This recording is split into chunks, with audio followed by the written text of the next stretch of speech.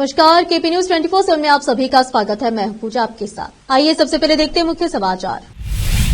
मैं इस पर टिप्पणी नहीं करना चाहता, वीरप्पा मोइली के बयान पर डीके शिवकुमार ने दी प्रतिक्रिया। महाराष्ट्र विधानसभा में जय भवानी जय शिवाजी के नारे, औरंगजेब और अबू आजमी पर छिड़ा संग्राम। भारत सर्कुलर इकोनॉमी की ओर अपनी यात्रा में सीख को साझा करने को इच्छुक, प्रधानमंत्री नरेंद्र मोदी ने कहा। पंजाब में कई किसान नेता लिए गए हिरासत में, प्रदर्शन से पहले पुलिस की बड़ी कार्रवाई। तमिलनाडु के मुख्यमंत्री एम.के. स्टालिन ने केंद्र सरकार की प्रस्तावित परिसीमन योजना पर किया तर्ज, नवविवाहित जोड़ों से जल्द परिवार बढ़ाने की अपील की। केंद्रीय कर्मचारियों की सैलरी में होगी 40 से 50% की बढ़ोतरी।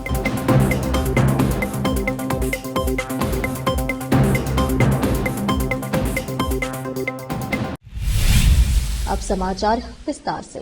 कर्नाटक के उप मुख्यमंत्री डीके शिवकुमार ने सोमवार को कांग्रेस नेता वीरप्पा मोइली के बयान पर टिप्पणी करने से इनकार किया। जब उनसे सवाल पूछा गया कि मुख्यमंत्री बनने के लिए मोइली ने उन्हें समर्थन दिया है, तो शिवकुमार ने कहा कि मैं इस पर टिप्पणी नहीं करना चाहता। मैं कार्यकर्ताओं की एक बैठक में था, मैंने सभी बूथ अध्यक्षों को शपथ दिलाई है, क्योंकि मुझे पार्टी अध्यक्ष के रूप में राज्य का दौरा करना है। उच्च न्यायालय ने राज्य सरकार को हासन के पूर्व सांसद प्रज्वल रेवन्ना के खिलाफ बलात्कार के मामले में आरोपी भवानी रेवन्ना द्वारा अग्रिम जमानत की शर्तों में छूट की मांग करते हुए दायर आवेदन पर आपत्ति दर्ज करने का निर्देश दिया है। एसडी रेवन्ना की पत्नी भवानी रेवन्ना ने मैसूर और हासन जिलों में प्रवेश पर लगे प्रतिबंध से छूट की मांग करते हुए याचिका दायर की थी। इस याचिका पर न्यायमूर्ति प्रदीप सिंह येरूर की एकल पीठ ने सुनवाई की। कर्नाटक भाजपा ने सोमवार को सिद्धरामैया के नेतृत्व वाली कांग्रेस सरकार पर प्रभावी तरीके से निशाना साधने और राज्य में संबंधित कई प्रमुख मुद्दों के लिए उसे जवाबदेह ठहराने की रणनीति तैयार करने के लिए अपने विधायक दल की बैठक की। 15 दिवसीय सत्र सोमवार को शुरू हुआ, जिसमें राज्यपाल थावरचंद गहलोत ने विधानसौदा में राज्य विधानमंडल की संयुक्त बैठक को संबोधित किया। इसमें मुख्यमंत्री सिद्धरामैया भी शामिल होंगे, जिनके पास वित्त मंत्रालय भी है, और वे 7 मार्च को अपना रिकॉर्ड 16वां बजट पेश करेंगे। एनसीपी गुट के नेता और महाराष्ट्र के मंत्री धनंजय मुंडे ने मंगलवार को महाराष्ट्र कैबिनेट से इस्तीफा दे दिया। उनके सहयोगी वाल्मीकि कराड को सरपंच संतोष देशमुख की हत्या के मामले में आरोपी बनाए जाने के बाद मुख्यमंत्री देवेंद्र फडणवीस ने मुंडे को मंत्री पद से इस्तीफा देने के लिए कहा था।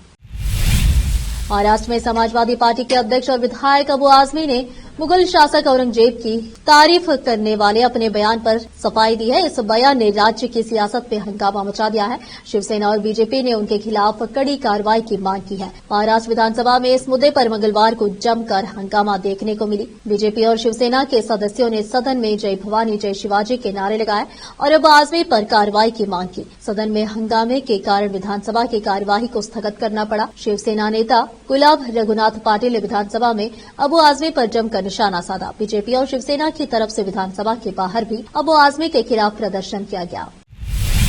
प्रधानमंत्री नरेंद्र मोदी ने सोमवार को कहा कि Bharat P3 pro planet people approach की पुरजोर वकालत करता है और सर्कुलर इकोनॉमी की ओर अपनी यात्रा में अपने अनुभवों और सीखों को दुनिया के साथ साझा करने के लिए हमेशा से इच्छुक रहा है। पीएम मोदी ने 3 दिवसीय 12वें क्षेत्रीय 3R और एशिया में सर्कुलर इकोनॉमी फोरम के प्रतिनिधियों के साथ एक विशेष लिखित संदेश साझा किया।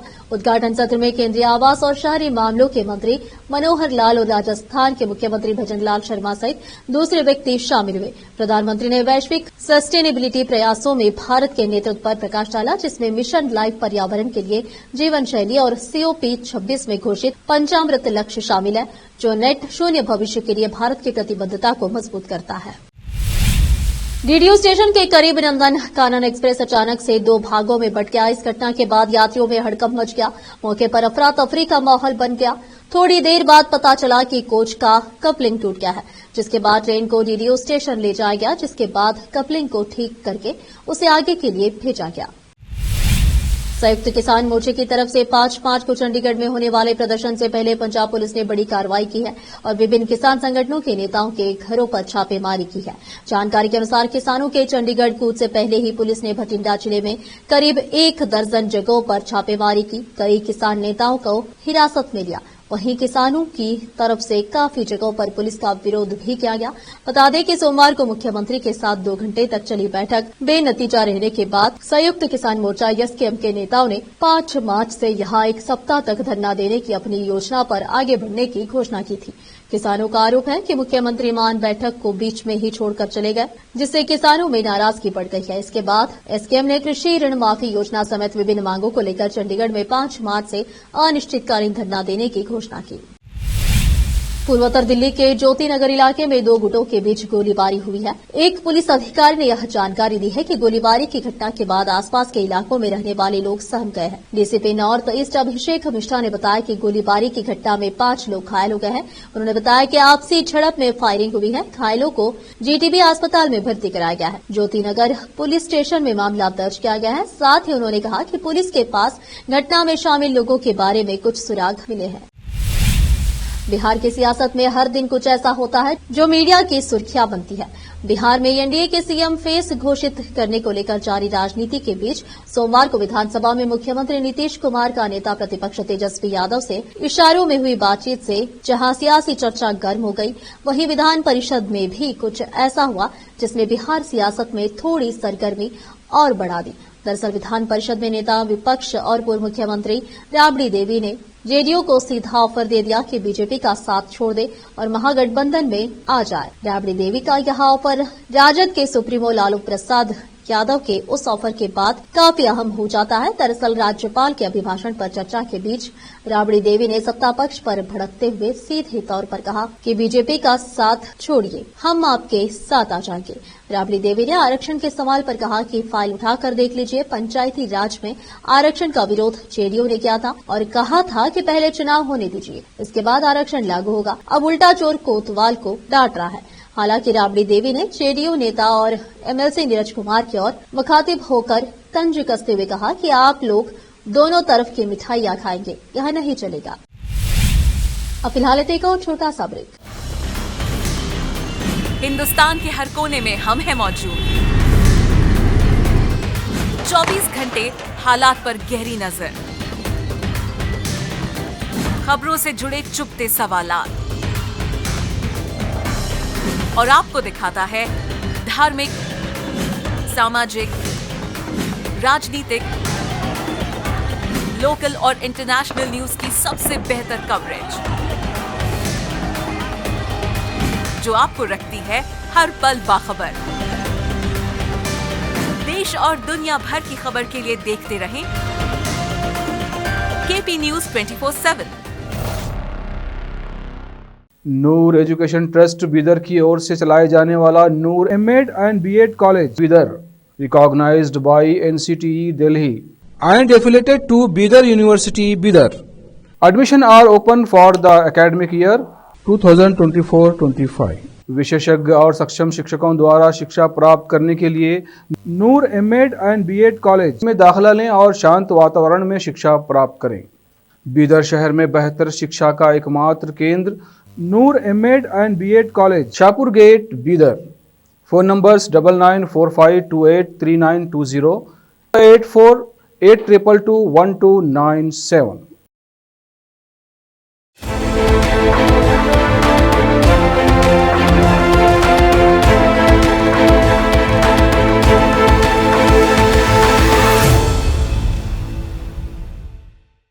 ब्रेक के बाद आप सभी का स्वागत है। आइए देखते हैं देश के अन्य समाचार।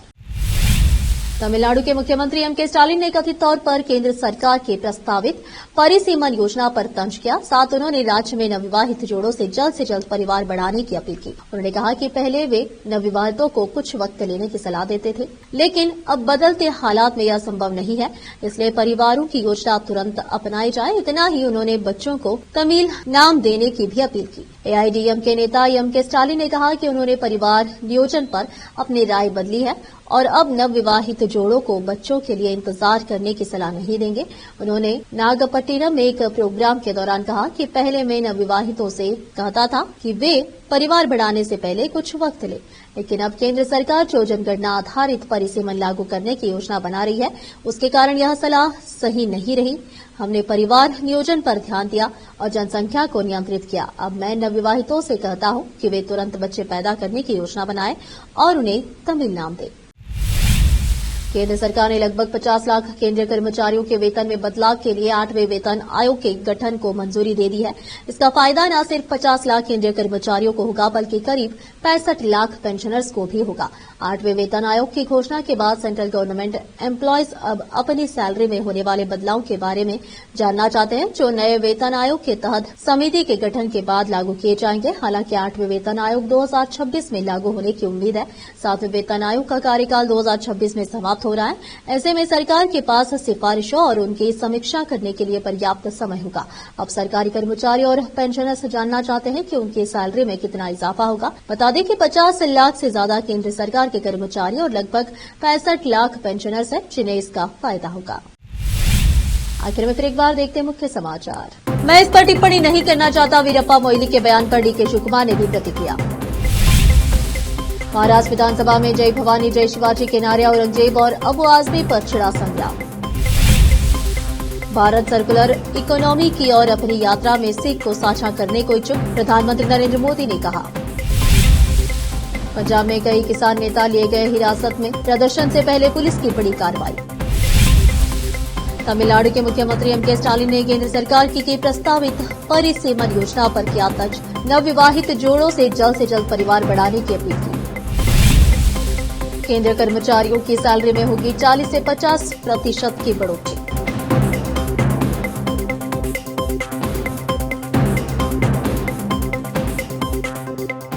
देश प्रदेश के समाचारों के लिए देखते रहिए आपका अपना चैनल केपी न्यूज 24/7। अधिक जानकारी के लिए चैनल को लाइक, शेयर, सब्सक्राइब जरूर करें। धन्यवाद।